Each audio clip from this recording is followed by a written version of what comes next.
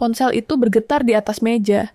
Suaranya terlalu keras untuk ruangan sekecil ini. Aku berdiri kaku ketika teknisi itu mencondongkan tubuhnya. Matanya tak lepas dari layar di tangannya. Udara mendadak terasa berat.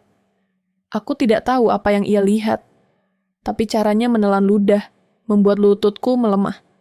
Di belakangku, suamiku diam terlalu lama, tidak bergerak, tidak bertanya, tidak menoleh.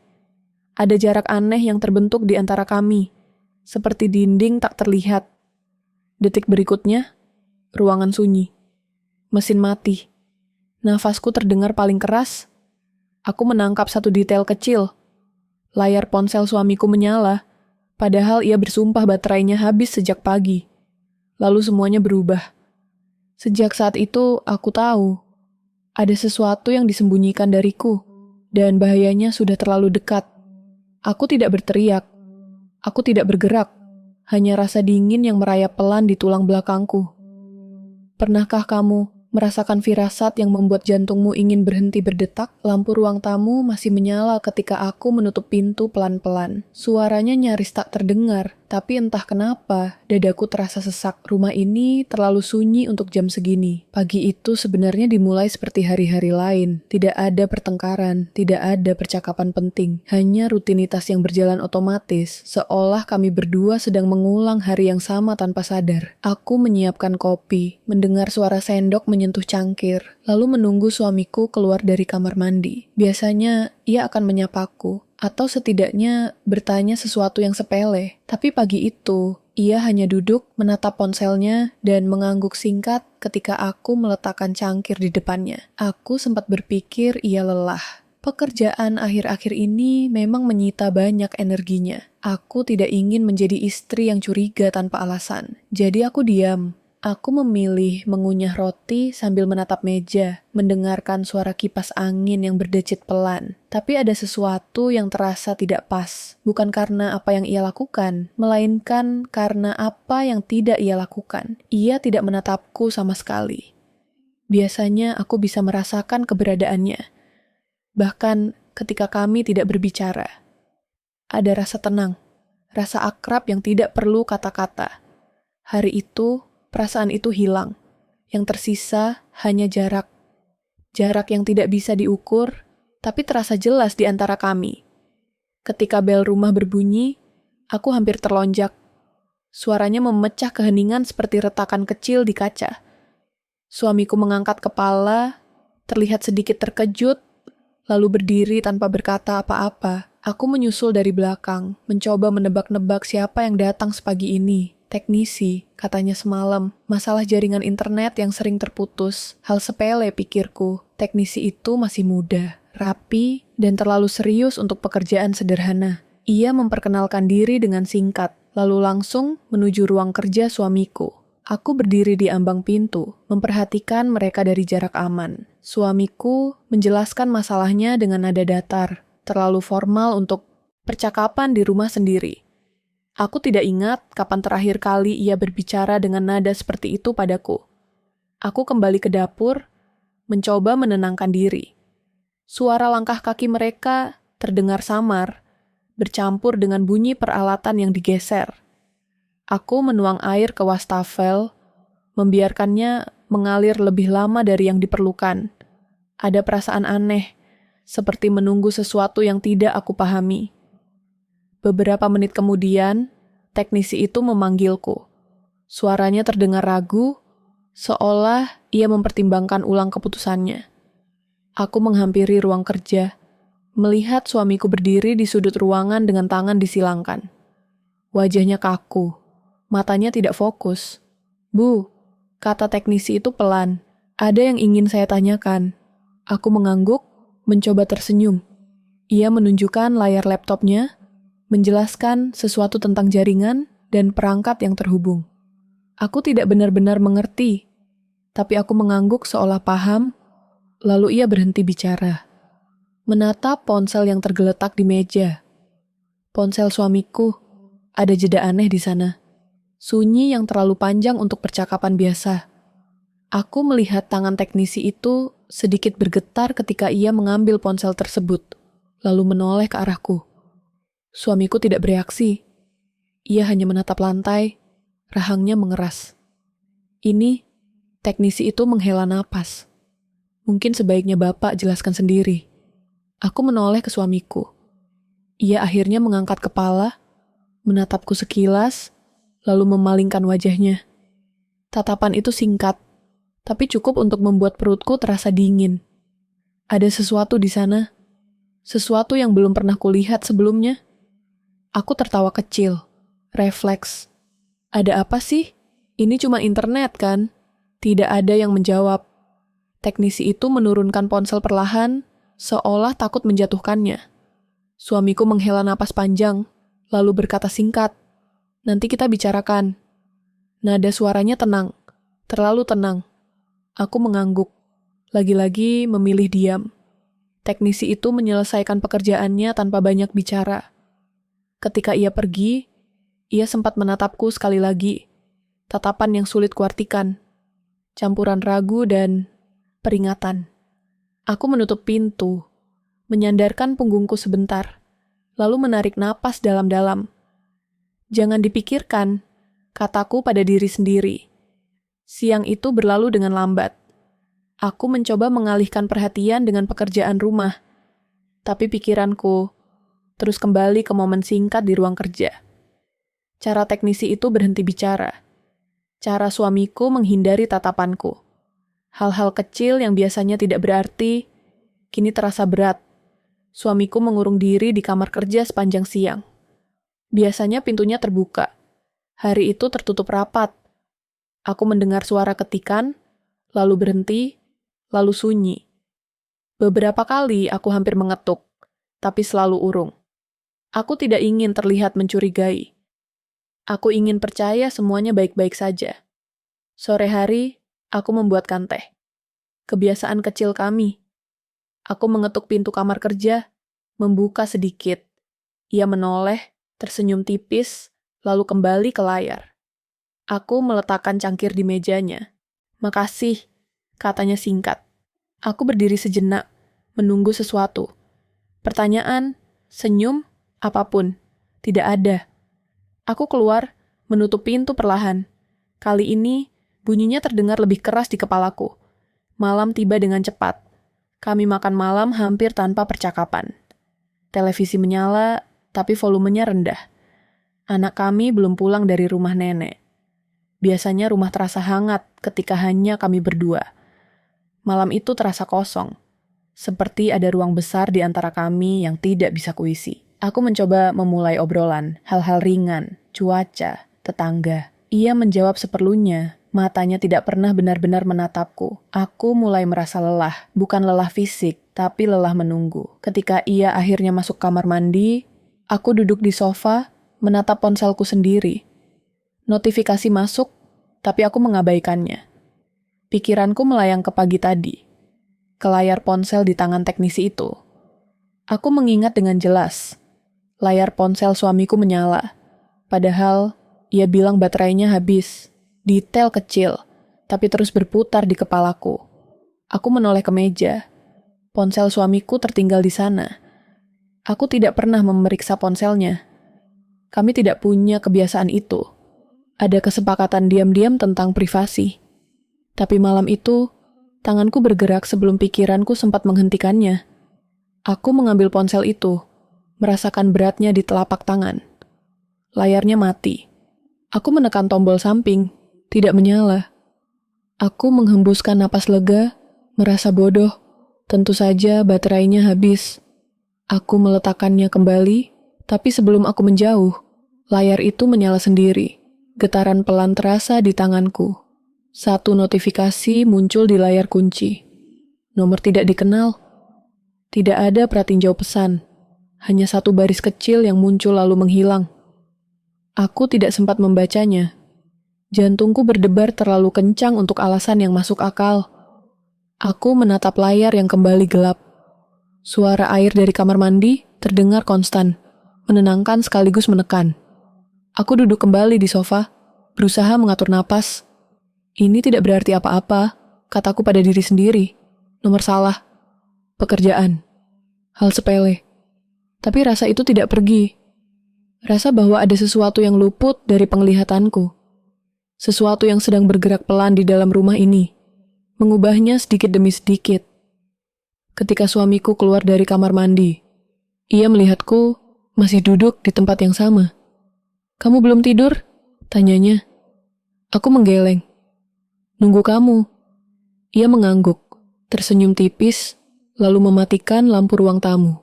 Kami masuk kamar tanpa kata-kata. Aku berbaring membelakangi dia, menatap dinding.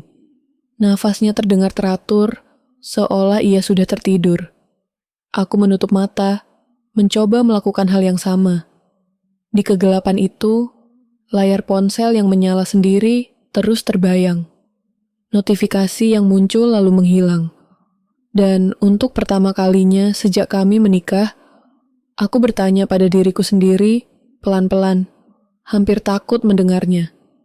Apa yang sebenarnya terjadi di rumah ini? Kecurigaan kecil itu tidak lagi terasa sepele. Ia menggantung di udara, menunggu untuk berubah menjadi sesuatu yang lebih besar. Aku terbangun sebelum alarm berbunyi. Bukan karena suara, tapi karena perasaan diawasi. Rumah masih gelap, dan nafas suamiku terdengar stabil di sampingku. Aku berbaring diam, menatap langit-langit. Pikiran tentang notifikasi semalam kembali muncul tanpa diminta. Bayangan layar yang menyala sendiri itu terasa lebih jelas di pagi hari, seperti mimpi buruk yang menolak pergi. Aku menarik selimut sedikit lebih tinggi, mencoba menenangkan diri. Tidak ada yang berubah, tidak ada yang terjadi. Itu hanya satu pesan, namun tubuhku tidak percaya pada logika itu. Di dapur, aku membuat sarapan dengan gerakan pelan. Setiap suara terasa lebih keras dari biasanya. Gesekan pisau, denting piring, air mengalir. Aku berhenti sejenak, mendengarkan. Tidak ada apa-apa, hanya rumah kami. Rumah yang seharusnya aman. Suamiku keluar kamar dengan wajah yang sama seperti kemarin. Tenang, rapi, terlalu terkendali. Ia duduk, membuka koran, seolah dunia tidak menyimpan rahasia apapun. "Kopi?" tanyaku. "Iya." Satu kata, tidak lebih. Aku menyodorkan cangkir. Jari kami hampir bersentuhan, tapi ia menarik tangannya lebih cepat. Gerakan kecil, mungkin refleks, tapi aku melihatnya, dan aku menyimpannya. Ia berangkat lebih pagi dari biasanya. Katanya ada rapat mendadak. Aku mengangguk, tersenyum, mencium pipinya. Kulitnya dingin. Saat pintu tertutup, aku berdiri cukup lama di ruang tamu, menatap gagang pintu, seperti menunggu sesuatu yang tidak pernah datang. Hari itu aku tidak benar-benar melakukan apapun.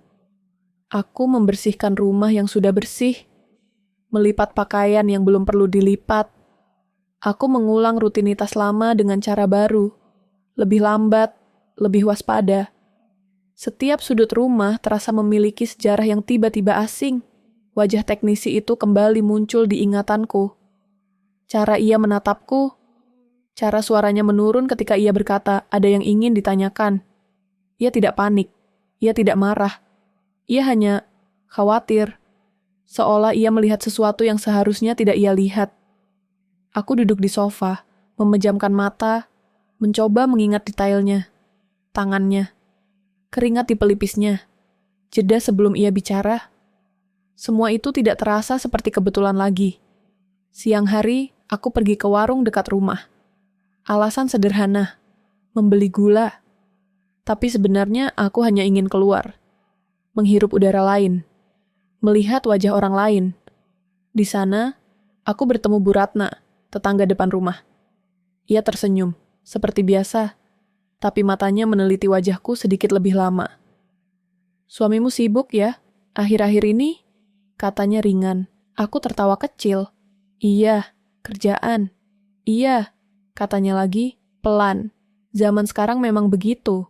Ia tidak melanjutkan, tapi tatapannya tertinggal di wajahku, seolah menunggu reaksiku. Aku mengangguk, membayar, lalu pulang dengan langkah lebih cepat dari saat datang. Kata-kata itu terdengar biasa, tapi nadanya tidak. Di rumah, ponselku bergetar. Pesan dari grup ibu-ibu sekolah anak kami. Aku membaca sepintas, lalu berhenti. Salah?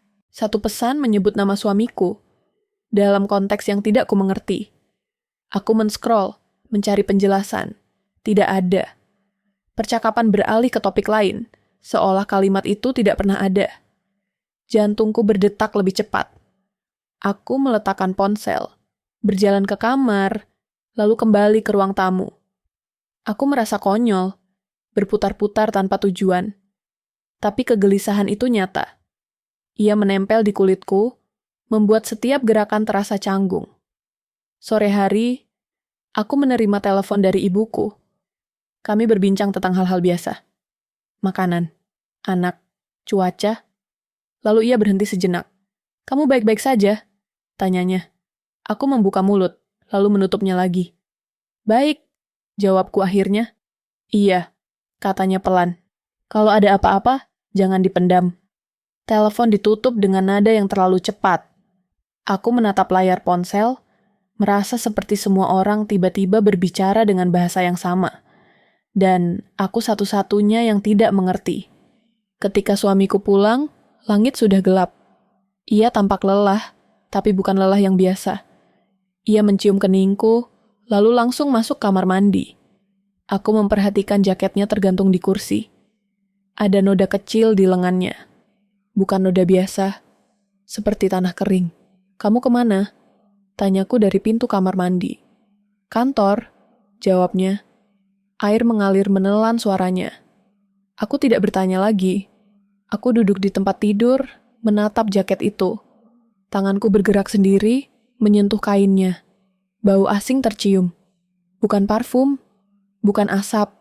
Sesuatu yang tidak bisa langsung kukenali. Malam itu, aku memutuskan untuk tidak bertanya. Aku memilih jalan yang lebih sunyi. Ketika suamiku tertidur, aku bangun perlahan, memastikan nafasnya stabil. Aku mengambil ponselnya dari meja samping tempat tidur. Jantungku berdentum keras, seperti suara itu bisa membangunkannya. Aku membawanya ke ruang tamu, menyalakan lampu kecil. Layarnya terkunci. Aku menatapnya lama, seolah berharap ia membuka sendiri. Tanganku gemetar ketika aku menekan tombol. Masukkan sandi. Aku mencoba satu angka. Salah. Aku menarik nafas, mencoba lagi. Tanggal lahir anak kami. Layar terbuka. Ada rasa lega yang aneh bercampur takut, seolah aku baru saja melanggar batas yang tidak bisa kutarik kembali.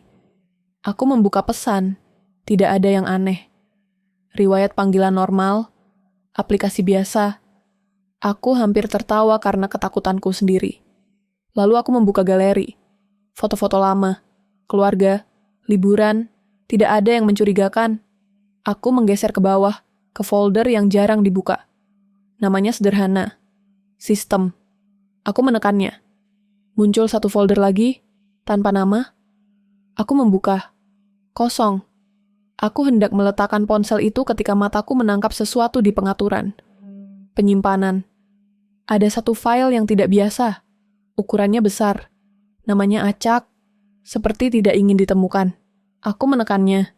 File itu terkunci. Meminta sandi tambahan. Aku menelan ludah. Aku tahu sandi itu. Aku tidak tahu bagaimana aku tahu, tapi aku yakin. Jari-jariku bergerak perlahan, memasukkan kombinasi angka yang sudah lama tidak kupikirkan. Kombinasi yang hanya kami berdua tahu. Sesuatu dari masa awal pernikahan kami.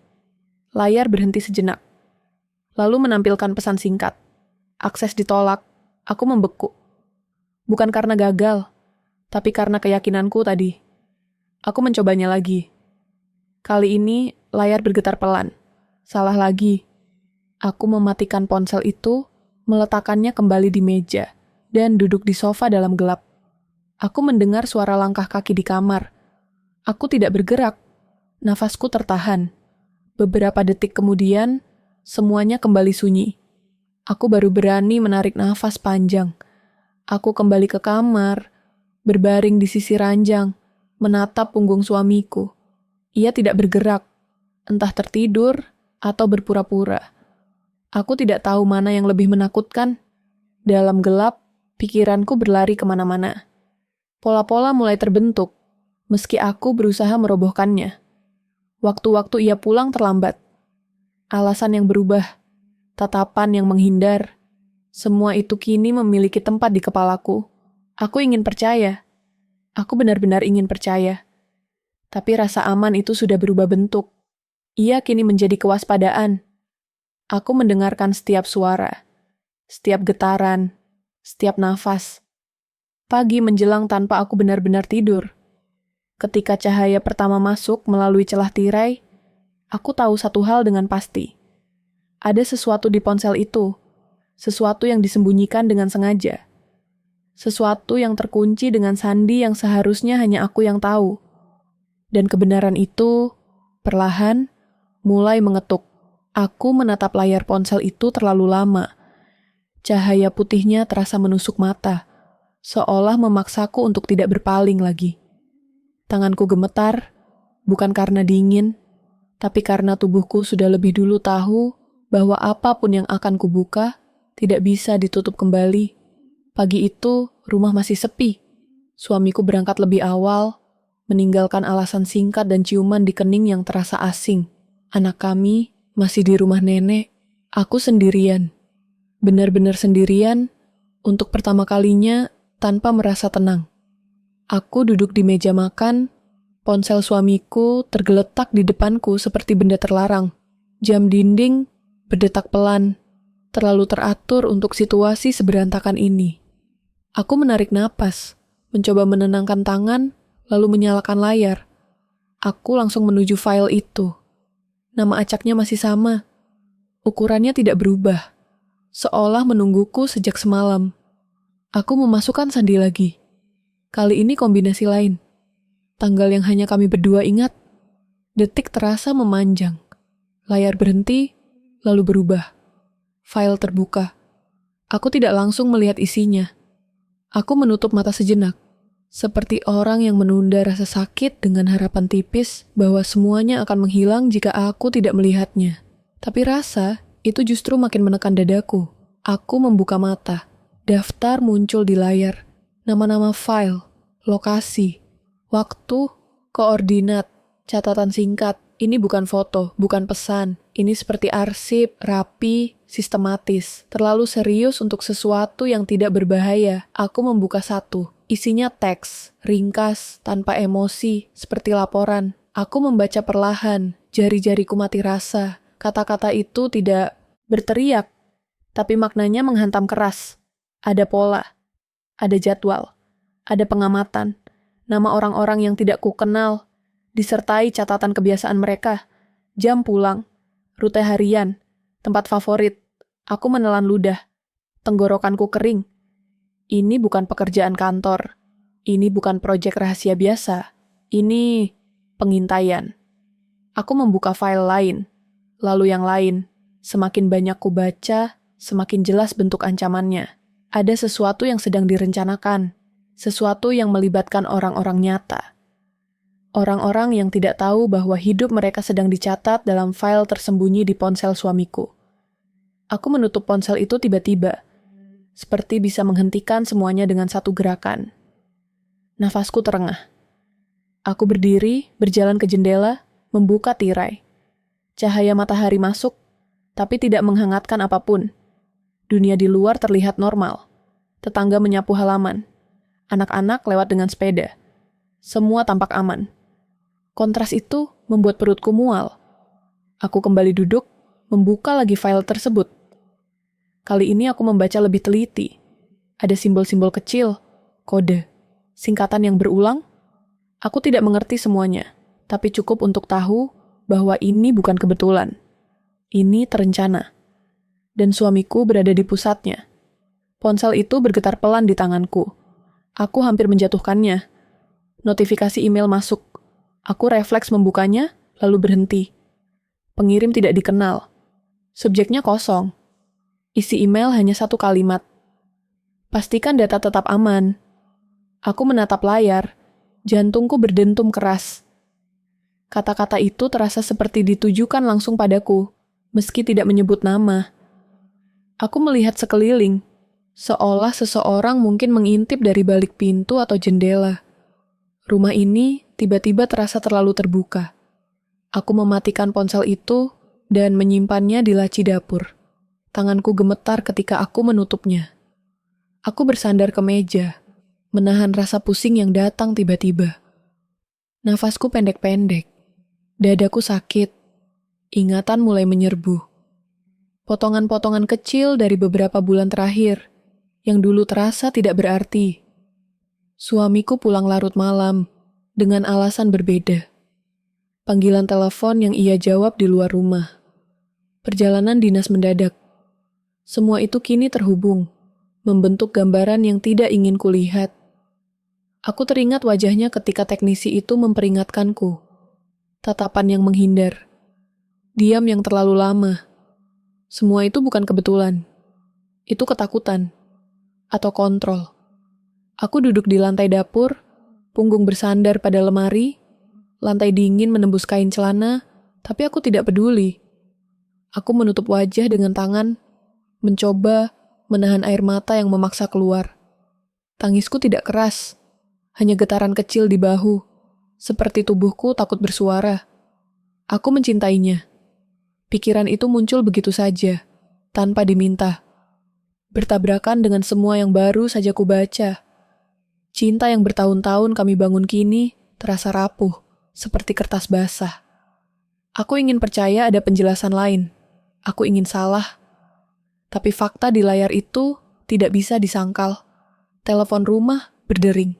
Suaranya membuatku tersentak. Aku bangkit perlahan, mengangkat gagang dengan tangan yang masih gemetar. "Bu," suara ibu mertua terdengar. "Anaknya nanti sore pulang ya?" "Iya," jawabku cepat. "Terima kasih." Percakapan singkat itu terasa seperti berasal dari dunia lain. Dunia di mana segalanya masih normal. Aku menutup telepon, lalu tertawa kecil tanpa suara. Kontras itu hampir membuatku gila. Aku kembali membuka ponsel suamiku. Aku harus tahu lebih banyak. Aku tidak bisa berhenti sekarang. Aku membuka file lain yang lebih dalam. Ada peta, titik-titik merah tersebar di layar. Lokasi yang kukenal. Jalan dekat rumah. Supermarket tempat aku sering belanja. Sekolah anak kami. Darahku terasa berhenti mengalir. Aku memperbesar peta itu, jari-jariku kaku. Di salah satu titik, ada catatan, tanggal, jam. Aku menghitung cepat. Itu hari ini. Beberapa jam lagi, aku berdiri terlalu cepat. Dunia berputar. Aku harus berpegangan pada kursi agar tidak jatuh. Nafasku memburu. Pikiran-pikiran berlari tanpa arah. Apa yang harus kulakukan? Bertanya, melapor, pergi. Rumah ini tidak lagi terasa seperti rumah.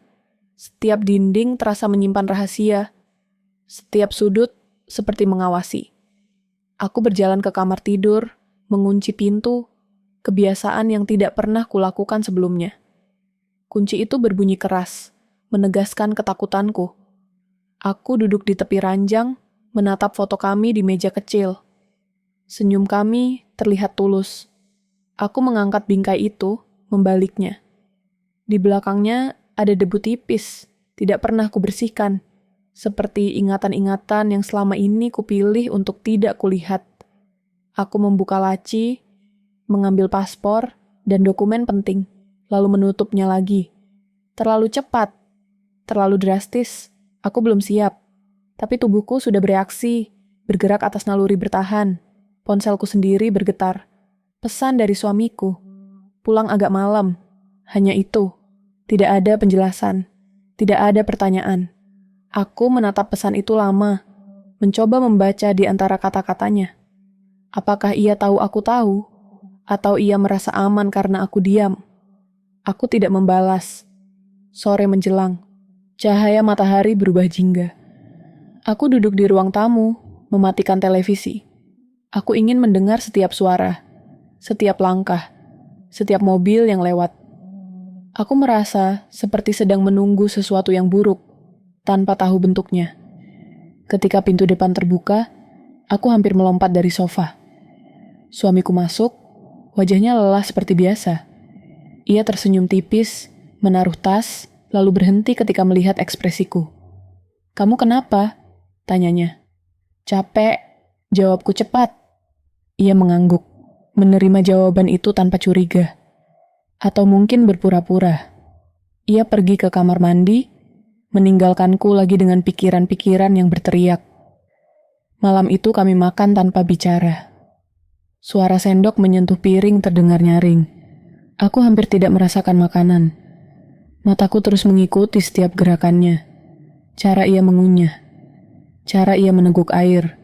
Semuanya terasa seperti pengamatan balik. Setelah makan, ia duduk di sofa, membuka ponselnya. Aku menahan nafas. Ia tampak normal. Terlalu normal. Aku mau tidur, kataku. Iya. Aku masuk kamar, menutup pintu, lalu duduk di lantai. Tanganku gemetar lagi. Aku merasa seperti hidup di dua dunia. Satu di mana aku masih istri yang menunggu suaminya pulang, dan satu lagi di mana aku mungkin sedang berada di ambang bahaya. Aku membuka kembali ponsel suamiku yang tadi kusembunyikan di laci. Aku membuka file itu sekali lagi, memaksa diri membaca lebih dalam. Daftar target, kode status, dan di bagian bawah, satu nama yang membuat napasku berhenti. Namaku. Aku membaca ulang, berharap salah. Tapi huruf-huruf itu tidak berubah. Lengkap, dengan catatan singkat di bawahnya. Prioritas. Aku menutup mulut dengan tangan, menahan jeritan yang hampir keluar. Dunia terasa menyempit. Suara-suara di luar kamar menghilang. Yang tersisa hanya detak jantungku sendiri, terlalu keras, terlalu cepat. Aku adalah bagian dari rencana itu. Bukan pengamat, bukan korban sampingan. Target. Air mata akhirnya jatuh, membasahi punggung tanganku. Tidak ada lagi ruang untuk menyangkal. Tidak ada lagi alasan untuk menunda. Rasa percaya yang selama ini kujaga runtuh dalam 1 detik. Di balik pintu kamar, aku mendengar langkah kaki suamiku mendekat. Aku mematikan ponsel itu, menyembunyikannya kembali, lalu berdiri dengan tubuh yang terasa asing. Ketakutan itu kini jelas bentuknya. Dan bersamaan dengan itu, sesuatu yang lain mulai muncul pelan-pelan di dalam diriku. Naluri untuk bertahan hidup. Aku tidak langsung membuka pintu ketika ia mengetuk. Aku berdiri di belakangnya, menahan napas, mendengarkan suara langkahnya yang berhenti tepat di ambang kamar. "Kamu ngunci?" tanyanya. "Enggak," jawabku cepat, sambil memutar kunci perlahan dari dalam. Bunyi klik kecil itu terdengar terlalu keras di telingaku. Aku membuka pintu, menampilkan wajah setenang yang bisa kupaksakan. Ia menatapku beberapa detik lebih lama dari biasanya, lalu mengangguk dan berlalu. Detik itu juga aku tahu, permainan sudah dimulai. Sejak malam itu, aku berhenti hidup seperti biasa. Bukan perubahan besar, justru sebaliknya. Perubahan kecil, hampir tak terlihat. Aku bangun lebih pagi, tapi pura-pura masih mengantuk. Aku tidur lebih cepat, tapi sering terjaga. Aku tersenyum pada waktu yang tepat, tertawa pada kalimat yang seharusnya lucu. Semua kulakukan dengan hati-hati, seolah setiap ekspresi bisa menjadi kesalahan fatal. Tubuhku bergerak dalam mode baru, mode bertahan. Aku mencatat segalanya di kepala. Jam berapa ia keluar rumah? Jam berapa ia kembali? Nada suaranya ketika menjawab telepon. Posisi ponselnya di meja. Aku tidak menulis apapun. Aku tidak berani. Semua kusimpan dalam ingatan. Meski itu membuat kepalaku terasa penuh dan panas. Aku mulai mengubah rute. Ketika pergi belanja, aku memilih jalan berbeda. Ketika menjemput anak, aku datang lebih awal lalu menunggu di tempat ramai. Aku menyalakan televisi, meski tidak menonton, hanya untuk menutupi keheningan. Aku memastikan pintu selalu terkunci, tapi tidak sampai terlihat berlebihan. Aku belajar bernapas pelan. Setiap kali suamiku menatapku, aku menahan refleks untuk menunduk. Aku membalas tatapannya. Tidak terlalu lama, tidak terlalu singkat. Aku tidak ingin terlihat takut. Aku juga tidak ingin terlihat berani. Anak kami pulang ke rumah 2 hari kemudian. Suaranya mengisi ruang-ruang kosong yang sebelumnya terasa menekan. Tawanya membuatku hampir menangis, bukan karena bahagia, tapi karena rasa bersalah. Ia tidak tahu apa-apa, dan aku harus memastikan ia tetap tidak tahu. Mama kok sering diem? Tanyanya suatu sore. Capek, jawabku, sambil merapikan rambutnya. Ia mengangguk, menerima jawaban itu dengan mudah. Anak-anak selalu begitu. Mereka percaya tanpa syarat, dan itu membuat bebanku bertambah berat. Malam hari, ketika semua tidur, aku kembali membuka ponsel suamiku. Tidak setiap malam. Aku memilih waktu acak, agar tidak membentuk pola. Aku menghapus jejak setelahnya. Riwayat buka file, cache, semua kulakukan dengan hati-hati, mengikuti naluri yang bahkan tidak kutahu aku miliki. Dari file-file itu, gambaran yang lebih besar mulai terbentuk. Ini bukan rencana satu orang. Ada nama-nama yang berulang. Kode yang sama muncul di beberapa perangkat. Ada sinkronisasi, ada struktur. Suamiku bukan otak utama. Ia bagian dari sesuatu yang lebih luas. Kesadaran itu tidak membuatku lega. Justru sebaliknya. Jika ini jaringan, maka pengawasan tidak datang dari satu arah. Aku mulai merasakan kehadiran tak terlihat. Kamera yang mungkin tidak ada. Telinga yang mungkin mendengar. Aku berhenti berbicara sendiri di rumah. Aku menurunkan volume ponsel. Aku bahkan menutup gorden lebih sering, meski siang hari. Suatu pagi, ketika aku sedang menyapu halaman, seorang pria berhenti di depan rumah. Motor hitam, helm tidak dilepas. Ia bertanya alamat, suaranya datar. Aku menjawab singkat, menunjuk arah. Ia mengangguk, lalu pergi. Tanganku gemetar ketika aku kembali masuk. Aku memeriksa ponsel suamiku malam itu. Ada catatan baru. Waktu yang sama dengan kejadian pagi tadi. Lokasi, dekat rumah. Aku duduk lama di lantai kamar mandi. Menutup mulut dengan handuk agar tidak bersuara. Ketakutan itu tidak lagi abstrak. Ia berjalan, bernapas, dan mungkin melihatku dari jarak dekat. Aku hampir membuat kesalahan fatal 3 hari kemudian. Aku terlalu lelah, kurang tidur, terlalu tegang. Ketika suamiku bertanya kenapa aku jarang keluar rumah, aku menjawab terlalu cepat. Lagi nggak pengen, kataku. Ia menatapku. Lama, terlalu lama. Biasanya kamu suka keluar, katanya. Aku tersenyum. Orang berubah. Kalimat itu menggantung di udara. Aku langsung menyesal mengucapkannya. Ia tidak menjawab, hanya mengangguk pelan. Tapi sejak saat itu, aku merasakan sesuatu bergeser. Tatapannya lebih sering mencariku. Pertanyaannya lebih terarah. Ia mulai pulang lebih awal, seolah ingin memastikan sesuatu. Aku tahu, aku tidak bisa terus sendirian. Aku mulai memikirkan orang-orang di sekitarku. Siapa yang bisa dipercaya? Siapa yang tidak terhubung dengan dunia ini? Nama pertama yang muncul adalah adik sepupuku. Ia tinggal di kota sebelah. Tidak terlalu dekat dengan keluarga kami. Bekerja di bidang IT, rasional, tenang. Aku tidak langsung menghubunginya. Aku menunggu waktu yang tepat. Aku menghapus pesan setelah dikirim. Aku menggunakan ponsel lama yang jarang kupakai. Semua terasa seperti adegan film yang dulu akan kutertawakan. Sekarang, itu hidupku. Kalau suatu hari aku butuh bantuan, tulisku singkat. Kamu bisa? Balasannya datang lama. Terlalu lama. Aku hampir panik. Ada apa? Akhirnya muncul. Belum bisa jelasin, jawabku. Tapi ini penting. Aku mematikan ponsel itu dan menyimpannya. Jantungku berdebar.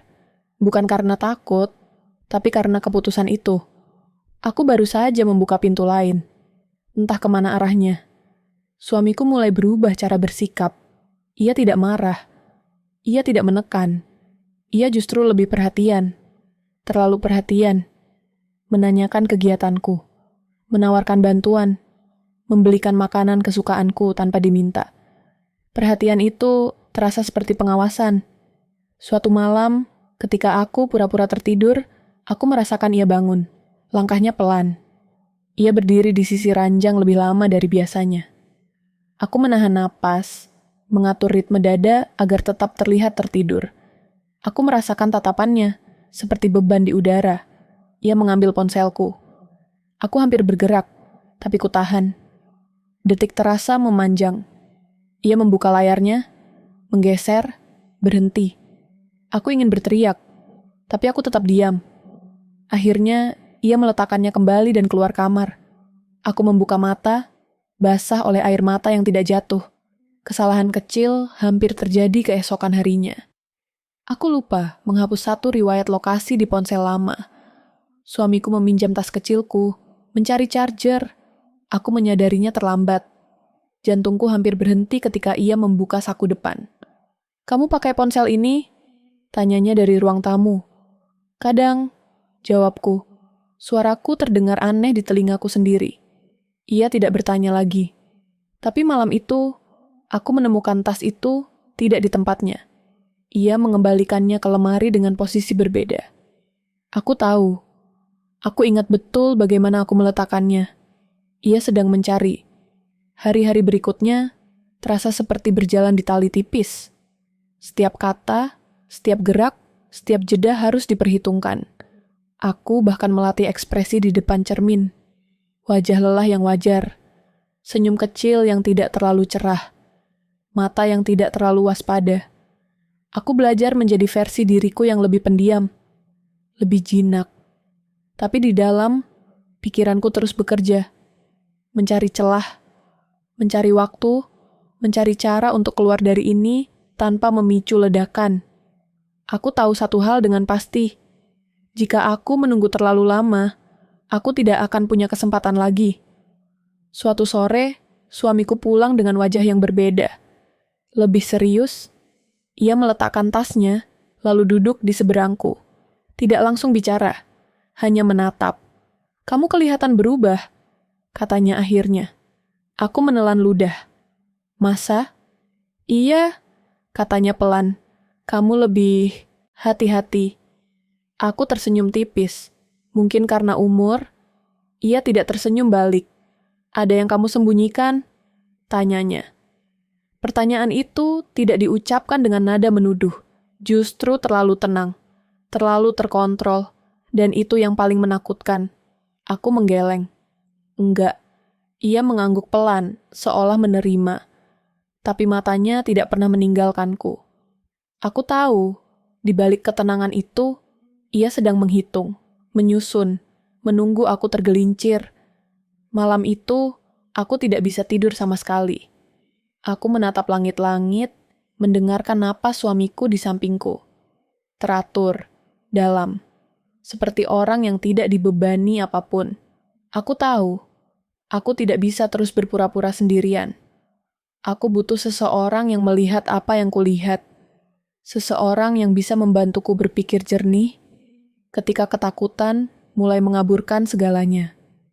Di dalam gelap, dengan suara jantungku sendiri sebagai latar, satu kesimpulan mengeras di kepalaku. Aku tidak bisa menghadapi ini sendiri. Aku tidak langsung mempercayai suara di telepon itu. Aku hanya mendengarkan napasnya, memastikan ia manusia sungguhan, bukan pantulan dari ketakutanku sendiri. "Kamu aman?" katanya. "Aku nggak tahu," jawabku. "Tapi waktuku sedikit. Kami sepakat bertemu di tempat yang tidak mencolok. Bukan kafe, bukan rumah. Sebuah tempat cuci mobil di pinggir jalan. Ramai, berisik, dan tidak menarik perhatian. Aku datang lebih awal, duduk di bangku plastik, menatap mobil-mobil yang masuk dan keluar. Bau sabun dan bensin bercampur, menenangkan dengan cara yang aneh. Ia datang tanpa menyebut namaku. Duduk di sebelahku, menatap ke depan. "Kamu kelihatan capek," katanya. "Aku capek," jawabku. Kami tidak saling menatap, seperti dua orang asing yang kebetulan berbagi bangku. Tangannya bergerak pelan, meletakkan ponsel di antara kami. Layar menghadap ke bawah. Isyarat sederhana. Aku mengangguk. "Kamu yakin?" tanyanya. "Tidak," kataku. "Tapi aku tidak punya pilihan." Ia menarik napas panjang. "Kalau begitu, kita harus rapi. Sejak pertemuan itu, Hidupku terbagi dua. Di rumah, aku tetap menjadi istri yang pendiam, ibu yang perhatian. Di luar, aku menjadi orang lain, lebih waspada, lebih terukur. Setiap pesan kami singkat, setiap pertemuan berpindah-pindah. Tidak ada pola, tidak ada jadwal tetap. Kami tidak menyebut nama, tidak menyebut lokasi dengan jelas. Semuanya kode, semuanya asumsi. Ia membantuku memahami file-file itu. Menyusunnya seperti puzzle yang potongannya tersebar di banyak tempat. Ada server luar negeri, ada sinkronisasi waktu, ada akun-akun bayangan yang saling terhubung. Ini bukan operasi kecil, ini jaringan. Suamimu operator, katanya pelan, bukan pengambil keputusan. Siapa yang memutuskan? Tanyaku. Belum tahu, jawabnya. Tapi mereka disiplin dan sabar. Kata terakhir itu membuat tengkukku dingin. Kami bekerja dengan batas waktu yang tidak kami pahami sepenuhnya. Setiap hari bisa menjadi hari terakhir sebelum sesuatu terjadi. Aku melihat jadwal yang terus diperbarui. Titik-titik di peta berpindah. Nama-nama berganti status, dan di sana, di antara semuanya, namaku tetap ada. Prioritas. Kenapa kamu? Tanyanya suatu sore. Aku mengangkat bahu. Mungkin karena aku dekat, atau karena kamu tahu, katanya. Kami mulai menyusun rencana. Bukan rencana besar, bukan pelarian dramatis. Rencana kecil, bertahap, mengamankan bukti, memindahkan data, menciptakan celah. Semuanya harus terlihat seperti kesalahan teknis, bukan sabotage. Aku mengambil foto layar dengan ponsel lama, lalu menghapus jejaknya. Aku memindahkan file satu persatu, dalam potongan kecil, seperti mencuri pasir dari pantai. Aku belajar menahan gemetar ketika suamiku berada di ruangan yang sama. Setiap langkah terasa seperti berjalan di atas ranjau. Suatu malam, ketika anak kami tertidur di kamar, suamiku duduk di sampingku di sofa. Televisi menyala tanpa suara. Ia menatap layar, lalu menoleh. "Kamu sering keluar akhir-akhir ini," katanya. Aku mengangguk, biar nggak pengap. Ia tersenyum tipis. "Sama siapa?" "Sendiri," jawabku. Ia tidak menanggapi. Tangannya meraih remote, mematikan televisi. Keheningan turun di antara kami. Aku merasakan detak jantungku di telinga. Ia akhirnya berdiri, menepuk bahuku pelan. "Jangan capek-capek," katanya. Sentuhan itu membuat kulitku merinding. Di luar, hujan turun. Aku mengirim pesan singkat. "Aman." Ia membalas lama kemudian. "Lanjutkan." Sekutu lain muncul tanpa kami rencanakan. Tetangga yang jarang bicara. Seorang ibu yang sering menyapa di sekolah. Ia tidak tahu apa-apa secara langsung, tapi ia melihat. Ia mendengar. Potongan kecil informasi yang kami butuhkan. Jam-jam aneh. Mobil yang berhenti terlalu lama. Pria dengan helm hitam yang muncul berulang kali. Kami menyatukan semuanya. Gambaran itu semakin jelas. Dan semakin menakutkan. "Ada kebocoran," kata sekutuku suatu malam. "Bukan dari kita, dari mereka." "Maksudmu?" tanyaku. "Mereka tidak sepenuhnya solid," katanya. "Ada friksi. Harapan kecil muncul, rapuh, berbahaya, tapi nyata. Kami memutuskan mempercepat rencana, mengambil risiko lebih besar, mengirim satu paket data lengkap ke tempat aman. Jika berhasil, itu akan mengubah segalanya. Jika gagal, kami tidak akan punya kesempatan kedua. Aku memilih malam ketika suamiku ada rapat. Aku tahu karena kalendernya. Aku tahu karena aku menghafalnya. Anak kami tidur di kamar. Aku duduk di meja makan, ponsel suamiku terbuka, laptop menyala, tangan berkeringat. Transfer berjalan lambat, persentase bergerak seperti mengejek. 12%, 13%. Aku mendengar suara motor lewat. Aku berhenti bernapas. 14%. Pintu depan berderit. Aku hampir menjatuhkan ponsel. Suamiku masuk lebih cepat dari jadwal. Wajahnya tenang, terlalu tenang. "Rapat dibatalin," katanya. Aku tersenyum, menutup laptop dengan gerakan yang terlalu cepat. Oh, matanya jatuh ke meja, ke kabel, ke ponsel di tanganku. "Kamu lagi apa?" tanyanya. "Cek belanjaan." Jawabku. Ia mendekat. Aku bisa mencium parfumnya. Ia melihat layar ponsel itu masih menyala. Persentase berhenti di 37%. Ia tidak langsung bereaksi. Ia hanya berdiri di sana, beberapa detik yang terasa seperti menit. Lalu ia mengambil ponsel itu dari tanganku. "Kamu pakai ini?" tanyanya. Aku menggeleng. "Tadi nyala sendiri." Ia menatapku. Lama. Aku menatap balik, berusaha tidak berkedip. Anak kami bergerak di kamar. Suara kecilnya memecah keheningan. Suamiku tersenyum tipis. "Hati-hati," katanya. Sekarang banyak yang ngawasin. Ia pergi ke kamar, meninggalkanku dengan tangan kosong dan kepala berisik. Aku duduk perlahan, tubuhku gemetar tanpa izin. Transfer itu gagal. Data tidak terkirim. Jejak mungkin tertinggal. Ponselku bergetar. Satu pesan masuk. "Berhenti sekarang." Aku menatap layar, merasakan dada runtuh. Pesan itu bukan dari sekutuku. Nomor tidak dikenal. Tidak ada nama. Aku mematikan ponsel, memeluk lutut, dan menatap lantai. Semua suara terasa jauh. Semua rencana yang kami susun dengan hati-hati kini seperti kaca tipis. Di kamar, suamiku menutup pintu. Bunyi klik terdengar jelas. Aku tahu, di suatu tempat, seseorang baru saja mengetahui apa yang kami lakukan. Dan sejak detik itu, tidak ada lagi jalan mundur. Aku tahu mereka sudah lebih dulu sampai sebelum aku benar-benar siap. Bukan dari suara, bukan dari pesan, tapi dari cara udara di rumah ini berubah. Pagi itu, suamiku tidak berangkat kerja. Ia duduk di meja makan lebih lama dari biasanya. Membaca berita di ponselnya tanpa benar-benar membaca. Anak kami sarapan di sampingnya, bercerita tentang sekolah dengan suara ceria. Aku menyiapkan bekal dengan tangan stabil, terlalu stabil untuk seseorang yang semalam hampir runtuh. "Kamu kemana hari ini?" tanya suamiku tanpa mengangkat kepala.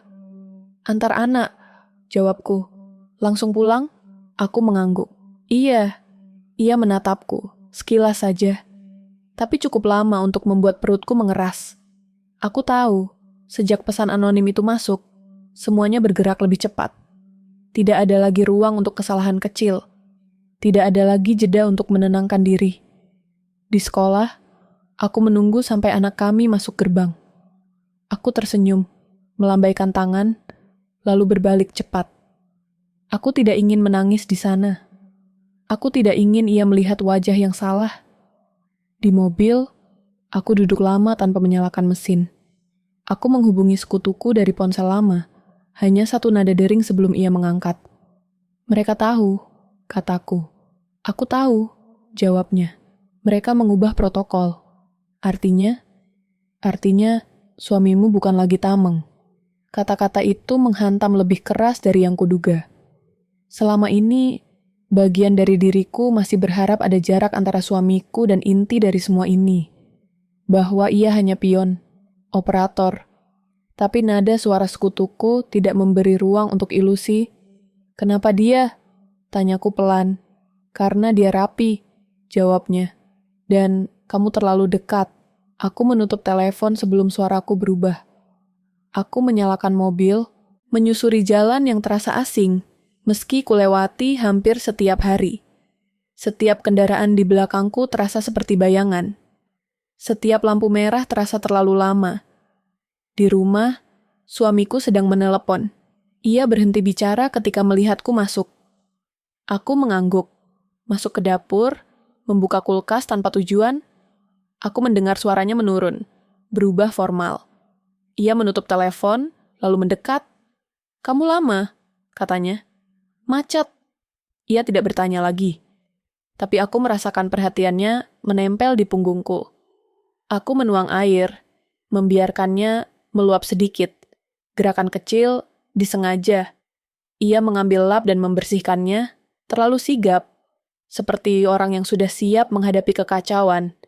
Siang itu, aku menemukan potongan lain dari kebohongan yang selama ini terbungkus rapi. Suamiku menerima tamu. Seorang pria berusia sekitar 50-an, berpakaian sederhana, membawa map cokelat. Mereka duduk di ruang tamu. Aku menyajikan teh, lalu duduk agak jauh, pura-pura sibuk dengan ponselku. Pria itu berbicara dengan suara rendah, terukur, tidak ada emosi berlebih, tapi setiap kalimatnya terasa berat. Timeline harus dipercepat, katanya. Suamiku mengangguk. Risikonya? Selalu ada, jawab pria itu. Tapi sekarang sudah terlalu banyak mata. Aku menahan napas. Kata itu lagi, mata. Pria itu melirik ke arahku. Sekilas, tidak ramah, tidak bermusuhan, seperti memeriksa barang. Istrimu tahu? Tanyanya. Suamiku menjawab cepat. Tidak. Kata itu membuat dadaku nyeri. Bukan karena aku berharap ia jujur, tapi karena betapa mudahnya ia mengucapkannya. Pastikan tetap begitu, kata pria itu. Variabel emosional selalu berbahaya. Aku tersenyum kecil, menunduk, memainkan peran dengan sempurna. Variabel. Begitu mereka menyebutku. Setelah tamu itu pergi, suamiku menjadi lebih diam. Ia tidak memeriksa ponselnya sesering biasanya. Ia tidak keluar rumah. Ia seperti sedang menunggu sesuatu atau seseorang. Malam hari, aku mendengar ia berbicara pelan di teras. Aku tidak mengintip. Aku tidak mendekat. Aku hanya mendengarkan dari balik dinding. Namaku disebut. Sekali. Lalu diam panjang. Ketika ia kembali masuk, aku pura-pura tertidur. Ia berdiri di sisi ranjang lagi. Kali ini lebih lama. Aku hampir tidak bisa mengatur napasku. Ia mengusap rambutku pelan. Gestur yang dulu menenangkan. Kini terasa seperti pemeriksaan. Kamu berubah, katanya pelan. Aku membuka mata, menatapnya. Kamu juga. Ia terdiam. Untuk pertama kalinya, aku melihat sesuatu di wajahnya yang bukan kontrol penuh. Bukan marah. Bukan tenang. Sesuatu yang lebih dekat dengan kelelahan. Kita harus bicara, katanya. Aku duduk perlahan. Tentang apa? Jangan pura-pura, katanya. Nada suaranya tetap rendah tapi tegang. Kamu sudah terlalu jauh. Sejauh apa? Tanyaku. Ia menatapku lama, lalu tersenyum kecil. Lebih jauh dari yang kamu kira. Kalimat itu membuat darahku dingin. Ia tahu. Entah sejak kapan, entah seberapa banyak. Kamu baca file itu. Lanjutnya. Aku tidak menjawab. Kamu hubungi orang lain, katanya lagi. Aku tetap diam. Ia menghela napas, duduk di tepi ranjang. Kamu seharusnya tidak terlibat. Lalu kenapa namaku ada di sana? Tanyaku akhirnya. Ia menoleh cepat. Itu jawaban yang cukup. Wajahnya mengeras. Keheningan jatuh di antara kami, berat dan lengket. Karena kamu tahu terlalu banyak, katanya akhirnya. Dan karena mereka tidak suka risiko. Mereka siapa? Tanyaku. Ia tersenyum pahit. Orang-orang yang tidak pernah kamu lihat, tapi selalu menentukan. Aku tertawa kecil. Dan kamu memilih mereka? Aku tidak memilih, jawabnya. Aku direkrut. Kapan? Bertahun-tahun lalu, katanya. Sebelum kita menikah, kata-kata itu seperti pisau lambat. Setiap ingatan lama tiba-tiba berubah warna. Setiap kebetulan terasa disengaja. Setiap keputusan besar terasa dicurigai. Kamu pakai aku, kataku. Tidak, jawabnya cepat. Aku melindungimu. Dengan menjadikanku target. Ia terdiam. Disitulah aku tahu. Tidak ada lagi ruang untuk berdamai. Yang ada hanya waktu. Dan waktu kami hampir habis. Aku bangkit, berjalan ke jendela, menatap gelap. Apa yang mereka mau sekarang? Ia berdiri di belakangku, menyelesaikan semuanya. Di mana? Ia ragu. 1 detik terlalu lama. Ada tempat, katanya. Gudang lama di pinggir kota. Kapan? Besok malam. Aku menoleh. Dan aku, ia menatapku. Kamu harus ikut. Nada suaranya bukan permintaan. Bukan ancaman, keputusan. Aku mengangguk pelan, menyembunyikan gemetar di lututku. Kalau aku menolak, tanyaku. Ia mendekat. Kamu tidak akan sempat. Kami berdiri berhadapan, jarak sedekat dulu, tapi asing sepenuhnya. Aku melihat wajah pria yang kucintai, yang kupilih, yang kini menjadi bagian dari lingkaran yang mengepungku. Anak kita? Tanyaku. Aman, katanya cepat. Selama kamu kooperatif, itu bukan jaminan. Itu Sandera. Malam itu kami tidur tanpa saling menyentuh. Aku menatap langit-langit, menghitung detik. Aku mengirim satu pesan singkat ke sekutuku ketika suamiku ke kamar mandi. Besok, gudang lama, pinggir kota. Balasan datang lama kemudian. Kami sudah menduganya. Aku memejamkan mata. Tidak ada lagi rencana cadangan. Tidak ada lagi langkah kecil. Semua mengarah ke satu titik. Pagi datang terlalu cepat. Suamiku bersikap normal. Menyiapkan sarapan. Mengantar anak kami. Mencium keningku. Semua seperti hari biasa. Dan itu yang paling menakutkan. Di siang hari, aku berdiri di kamar mandi. Menatap cermin. Wajahku terlihat tenang. Mataku tidak. Aku membasuh wajah. Menegakkan bahu. Aku tahu siapa musuhku sekarang. Aku tahu di mana mereka bersembunyi. Aku tahu kapan mereka ingin menutup cerita ini. Dan untuk pertama kalinya, sejak semua ini dimulai, ketakutanku berubah bentuk. Bukan lagi kabut, tapi titik tajam, terfokus. Malam nanti, semuanya akan terbuka. Dan kebenaran itu, apapun harganya, tidak bisa lagi ditunda. Pintu besi gudang itu menutup di belakang kami dengan suara berat. Gema dentingnya memanjang, lalu mati. Seperti napas terakhir sebuah tempat yang sudah lama ditinggalkan. Udara di dalam lembab dan dingin. Lampu neon menggantung, berkedip pelan, memotong bayangan menjadi garis-garis kasar di lantai beton. Aku melangkah pelan di samping suamiku. Langkahnya mantap. Terlalu mantap untuk seseorang yang bilang ingin melindungiku. Di ujung ruangan, 3 orang menunggu. Pria berusia 50-an yang pernah datang ke rumah, berdiri di tengah. 2 lainnya lebih muda. Wajah tanpa ekspresi, tangan di saku jaket, tidak ada senjata terlihat.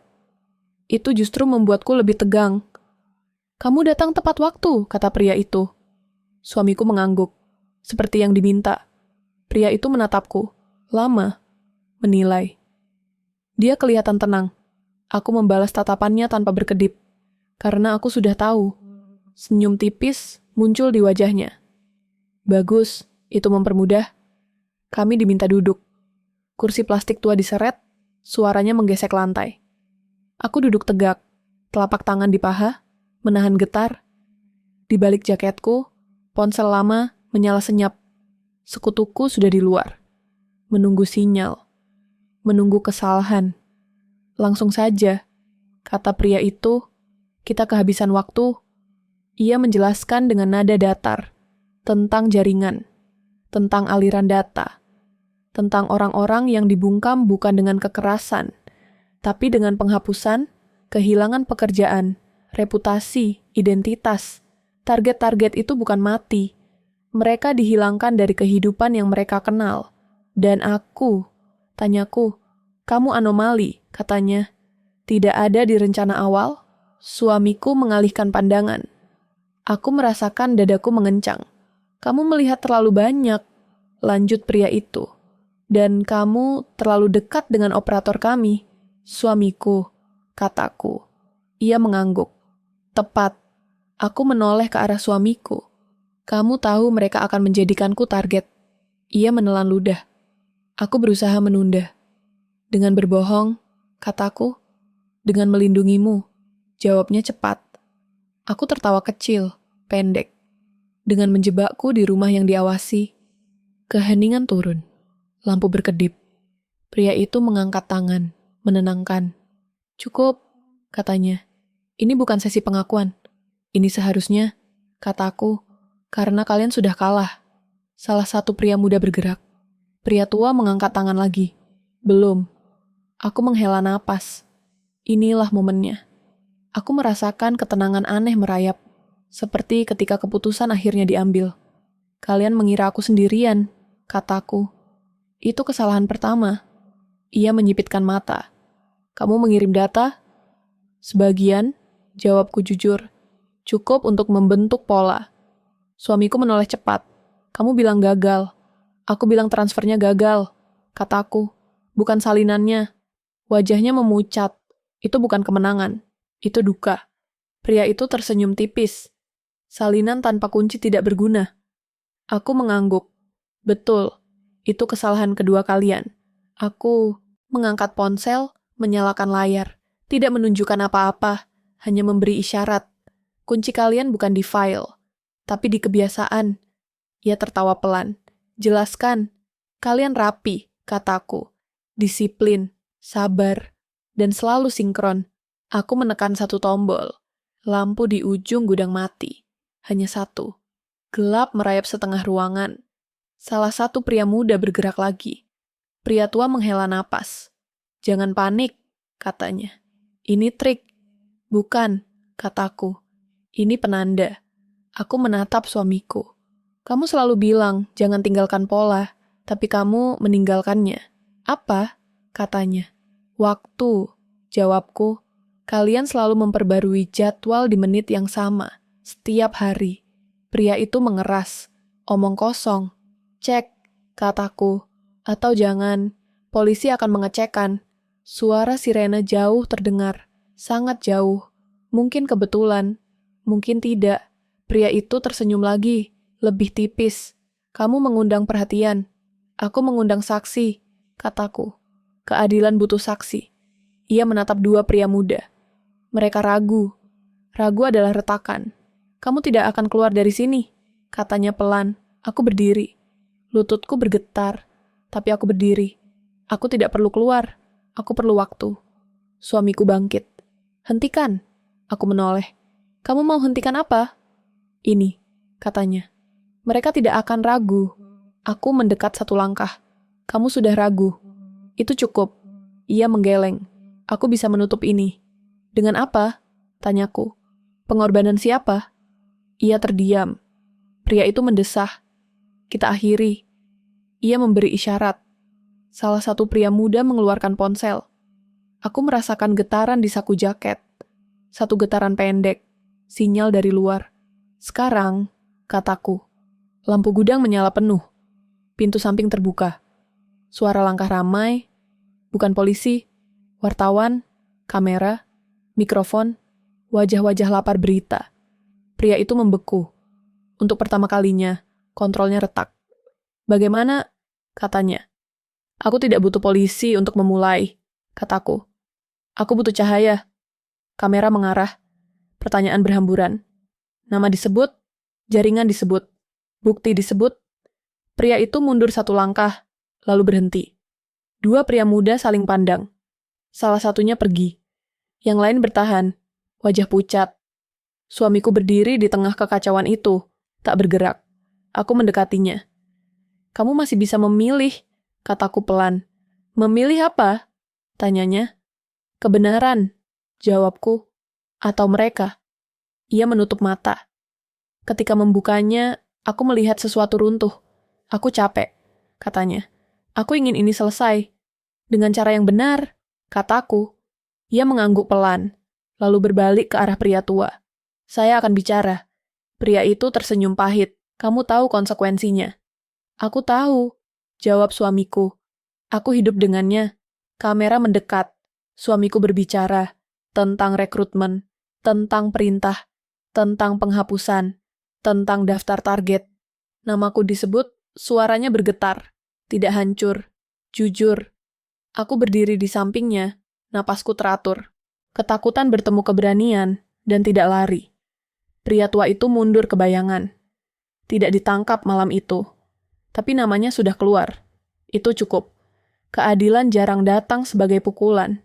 Lebih sering sebagai sorot yang tak bisa dipadamkan. Ketika gudang itu akhirnya sepi, aku duduk di lantai. Kakiku lemas. Sekutuku datang, menepuk bahuku pelan. Selesai. Belum, kataku. Aku menatap suamiku. Ia berdiri terpisah, menatap tangan sendiri. Seperti baru melihatnya untuk pertama kali. Kita pulang? Tanyanya. Aku berdiri perlahan. Ada satu keputusan. Ia menoleh. Aku akan bertanggung jawab. Aku tahu, kataku. Pertanyaannya bukan itu. Apa? Apa kamu masih bagian dari hidupku? Keheningan kembali. Lebih berat dari gudang kosong. Lebih jujur. Aku mencintaimu, katanya. Aku juga pernah, jawabku. Aku melangkah menuju pintu. Berhenti. Tidak menoleh. Keputusan ini, kataku, menentukan segalanya. Aku meninggalkannya, berdiri di bawah lampu neon yang akhirnya stabil. Di luar, udara malam dingin dan bersih. Sirene mendekat, kali ini nyata. Setelah badai, ada luka yang harus disembuhkan. Dan sebelum itu, satu pilihan harus diambil. Pagi datang tanpa suara. Tidak ada sirene. Tidak ada teriakan. Hanya cahaya tipis yang merambat masuk lewat jendela. Seperti tamu yang ragu apakah ia diterima. Aku terbangun di tempat yang bukan rumah kami. Apartemen kecil milik sepupuku, lantainya dingin, dindingnya polos. Nafasku pendek, lalu panjang, lalu akhirnya menemukan ritmenya sendiri. Beberapa detik pertama selalu seperti itu. Tubuhku bangun lebih dulu. Pikiranku menyusul dengan tertatih. Aku duduk menunggu jantungku berhenti berpacu. Hari-hari setelah gudang itu tidak datang sebagai kelegaan. Tidak ada perasaan menang. Yang ada hanya kekosongan. Seperti setelah suara keras berhenti mendadak dan telinga masih berdenging. Dunia berjalan, tapi aku belum sepenuhnya ikut. Anak kami tinggal bersamaku sekarang. Ia tidur di kamar sebelah, memeluk boneka lamanya. Nafasnya teratur, polos, tidak tahu bahwa hidupnya telah bergeser poros. Setiap kali aku menatapnya, ada dua perasaan yang bertabrakan. Lega karena ia aman, dan sedih karena ia akan tumbuh di dunia yang berbeda dari yang pernah kujanjikan. Kita libur dulu, kataku padanya pagi itu. Dari apa? Tanyanya. Dari ramai, jawabku. Ia mengangguk, menerima penjelasan itu tanpa curiga. Anak-anak selalu begitu. Mereka percaya pada nada suara. Bukan pada isi. Berita bergerak cepat, nama-nama muncul, lalu menghilang. Beberapa orang ditahan, beberapa menghilang dari layar. Aku tidak menonton terlalu banyak. Setiap potongan gambar terasa seperti menguliti ulang luka yang belum sembuh. Aku memilih mematikan televisi, membuka jendela, dan mendengarkan suara kota yang jauh. Suamiku tidak menghubungiku hari-hari pertama. Aku juga tidak menghubunginya. Ada jarak yang perlu dibiarkan mengendap, seperti air keruh yang harus tenang sebelum bisa dilihat dasarnya. Pengacaranya mengirim satu pesan singkat. Ia kooperatif. Proses berjalan, aku membaca, lalu meletakkan ponsel. Malam-malam masih sulit. Setiap suara kecil bisa membuatku terjaga. Aku memeriksa kunci 2 kali. Kadang 3. Bukan karena takut ada yang datang, tapi karena tubuhku belum percaya bahwa bahaya sudah lewat. Trauma tidak pergi ketika ancaman berhenti. Ia tinggal, menyamar sebagai kewaspadaan. Aku mulai menulis lagi.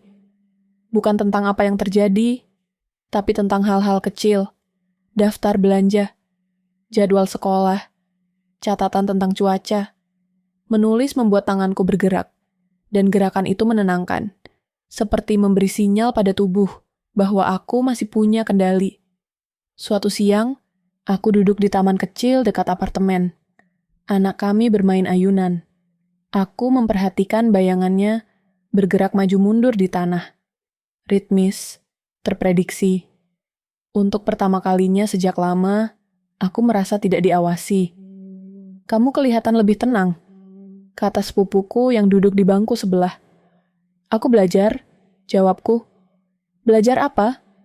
Diam, kataku, dan tidak merasa bersalah karenanya. Ia tersenyum kecil, tidak bertanya lagi. Keheningan di antara kami nyaman. Aku akhirnya bertemu suamiku 2 minggu kemudian. Bukan di rumah, bukan di tempat ramai. Sebuah ruang kecil di kantor pengacara, dindingnya abu-abu, lampunya terlalu terang. Ia terlihat lebih kurus, matanya cekung, tapi sikapnya tenang. Seperti seseorang yang akhirnya berhenti lari. Kamu kelihatan baik, katanya. Aku bertahan, jawabku.